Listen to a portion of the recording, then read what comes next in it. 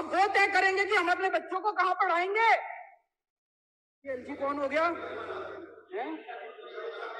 बेगानी शादी में अब्दुल्ला दीवाना, ये एलजी कहाँ से आ गया?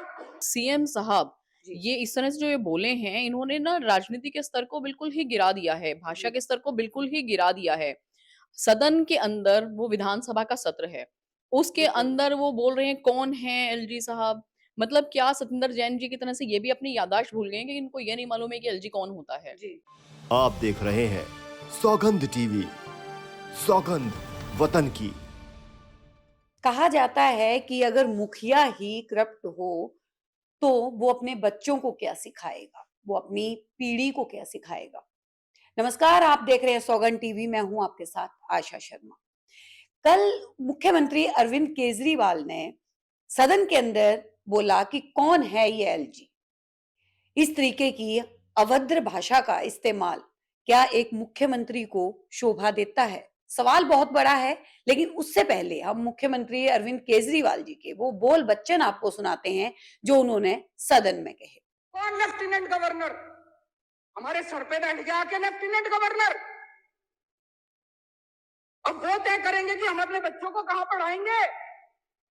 ये एलजी कौन हो गया है? बेगानी शादी में अब्दुल्ला दीवाना, ये एलजी कहाँ से आ गया? कौन है तो एलजी? आपने सुना कि किस तरह से तू तड़ाक करके एक मुख्यमंत्री एलजी को लेफ्टिनेंट गवर्नर के लिए इस तरह की भाषा का इस्तेमाल कर रहे हैं। हमारे साथ ज्यादा बातचीत करने के लिए हमारे साथ मौजूद हैं प्रीति अग्रवाल जी, जो कि पूर्व मेयर रह चुकी हैं और मेयर का मुद्दा इस वक्त दिल्ली के अंदर सबसे बड़ा बना हुआ है। सबसे बड़ा सवाल है कि मेयर किसको चुने, क्योंकि पिछले दिनों आपने सदन में भी देखा होगा कि लड़ाई हुई। ज्यादा बातचीत कर लेते हैं प्रीति अग्रवाल जी से। नमस्कार मैम। नमस्ते। मैम, सबसे पहले तो बात करते हैं मुख्यमंत्री जी का, जिस तरीके की भाषा का उन्होंने इस्तेमाल किया है, क्या कहना है? बहुत ही गंभीर बात है ये। आप ये देखिए कि क्या कोई भी व्यक्ति इस तरह से एलजी के लिए अपशब्द बोल सकता है, जो जी कि संवैधानिक पद है। अभी देखिए कि अगर सीएम साहब जी ये इस तरह से जो ये बोले हैं, इन्होंने ना राजनीति के स्तर को बिल्कुल ही गिरा दिया है, भाषा जी के स्तर को बिल्कुल ही गिरा दिया है। सदन के अंदर वो विधानसभा का सत्र है, उसके बिल्कुल। अंदर वो बोल रहे हैं कौन है एलजी साहब? मतलब क्या सतिंदर जैन जी की तरह से ये भी अपनी याददाश्त भूल गए हैं कि इनको ये नहीं मालूम है कि एलजी कौन होता है? जी आप और सदन जो है, विधानसभा, उसमें दिल्ली से जुड़े मुद्दों की चर्चा होनी चाहिए, बिल्कुल। या ये वहाँ पे ये जानकारी जानना चाह रहे हैं कि कौन है एलजी? इनको नहीं मालूम है कि एलजी कौन है?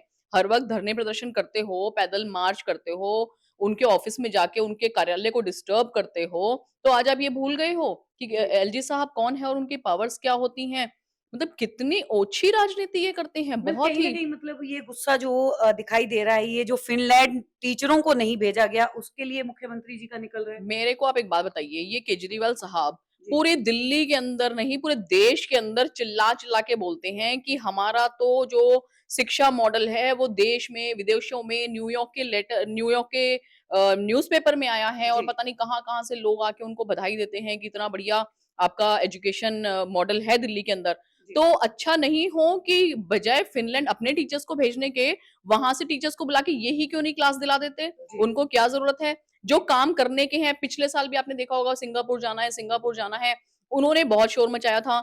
सिंगापुर तब जाना था, मेयर काउंसिल थी, वहाँ पे जाने का राइट मेयर का था, लेकिन ये जाना चाहते थे। जी, अब फ़िनलैंड का है, एलजी साहब ने हालाँकि मना नहीं किया है। जी, उन्होंने ये पूछा है कि आप बजट बता दीजिए, जो ये आप पैसा लगाना चाहते हैं, वो कितना बेनिफिट उसका उससे होगा? जी, तो कोई व्यक्ति, मतलब ये तो ये ऐसा चाहते हैं कि इनको बिल्कुल बेलगाम कर दिया जाए, जो ये करना चाहते हैं, जो जो भी कुछ ये करना चाहें, तो जी। उनको वो करने दिया जाए, तो ठीक है। अगर उनसे पूछ लिया जाए, कोई भी प्रश्न कर लिया जाए, तो उसका वो बात का बतंगड़ बना देते हैं, विरोध करते हैं, दुनिया भर का बेतुकी बातें करते हैं। अब उन्होंने आप अभी आपने उनसे पूछा, उन्होंने निगम का सत्र तो चलने ही नहीं दिया, जी। निगम का सदन तो अब कभी चलने ही नहीं आरोप देते। ये है कि बीजेपी वाले कम सीटों की वजह से बीजेपी बौखलाई हुई है, जिसकी वजह से बीजेपी के जो चुने हुए पार्षद थे, उन लोगों ने हंगामा किया, आम आदमी पार्टी ने कुछ नहीं किया। अच्छा, ये आम आदमी पार्टी का आप आरोप है। एक बात बताइए, जी, वो वीडियो को दोबारा से रिप्ले करके देखिए। जी, पोडियम उन्होंने उठा के फेंका, मेयर की कुर्सी पे वो चढ़ गए, वेल में आके चिल्ला रहे हैं, जी, मोदी जी के खिलाफ नारेबाजी कर रहे हैं, पटल के ऊपर वो खड़े हुए हैं। तो आप उसको बिल्कुल ज़ूम करके देख लीजिए कि वो बीजेपी के काउंसलर्स हैं या वो आम आदमी पार्टी के काउंसलर्स हैं। मैं तो हैरान हूँ। आप ये देखिए, विधानसभा का सत्र भी नहीं चला। कह रहे हैं कि विधानसभा का सत्र बीजेपी ने नहीं चलने दिया। अब विपक्ष में बीजेपी के मात्र 8 विधायक हैं। जी। वो विधायक सत्र में अगर कोई प्रश्न भी पूछते हैं, तो उनके जो मार्शल्स हैं, मार्शल्स को बुलाते हैं और विधायकों को बाहर भिजवा देते बिल्कुल। हैं। अब वो इस तरह की हरकतें करते हैं और अब उनको संविधान और मर्यादाएँ याद आ रही हैं। क्या आपको लगता है कि ऐसा है? जी, और आप ये बताइए कि 8 विधायकों ने ऐसा कितना शोर मचा दिया होगा कि सत्र नहीं चला?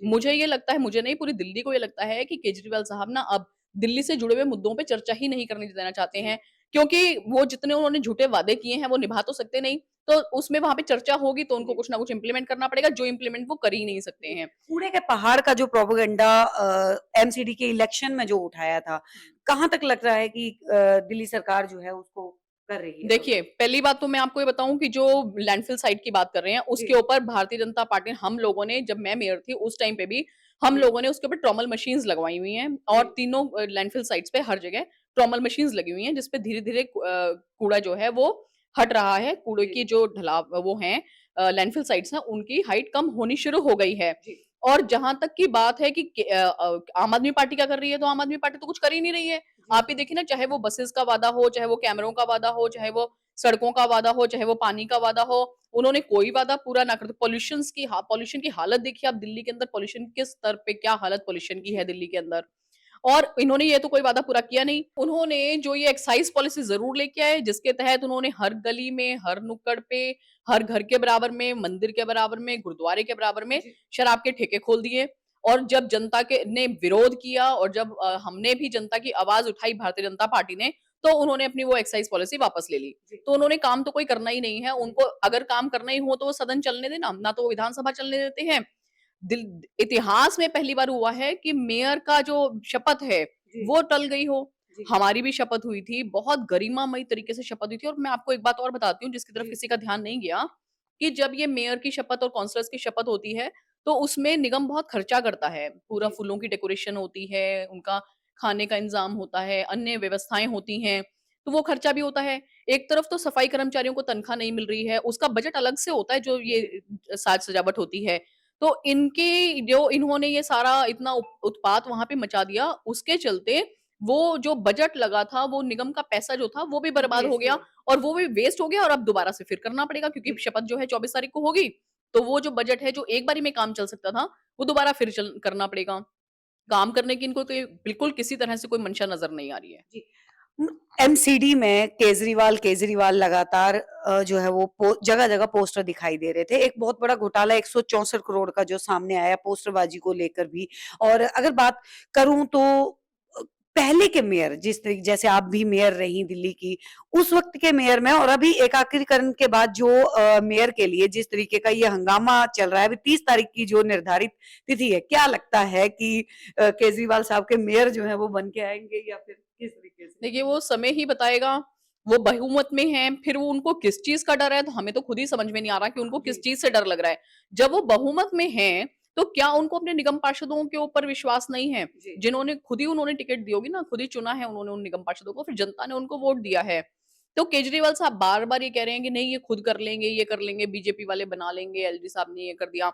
तो कहीं न कहीं ये भी समझ में आता है कि एलजी साहब को ना कॉन्फिडेंस नहीं है। हुँ, अपने ऊपर भी नहीं है, जनता के ऊपर भी नहीं है और अपने चुने हुए प्रतिनिधियों के ऊपर भी नहीं है। हुँ, बहुत ही खेद के साथ मैं कह रही हूँ, लेकिन आप देखिए कि किस तरह से उन्होंने, मतलब विधानसभा में भी उन्हीं का नंबर है हुँ, और हमारे निगम के में भी उन्हीं का नंबर है, उसके बावजूद नहीं चलने दे रहे हैं। तो आप ये देखिए कि कॉन्फिडेंस, लैक ऑफ कॉन्फिडेंस है मुझे लगता है उनका। जी, तो बाकी तो ये है कि जनता ने जो भी फैसला लिया है, हम तो we are okay with it. जी।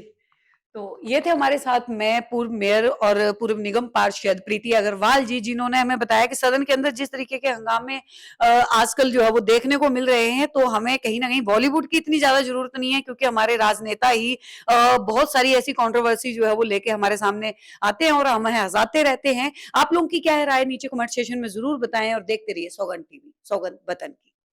आप देख रहे हैं सौगंध टीवी, सौगंध वतन की।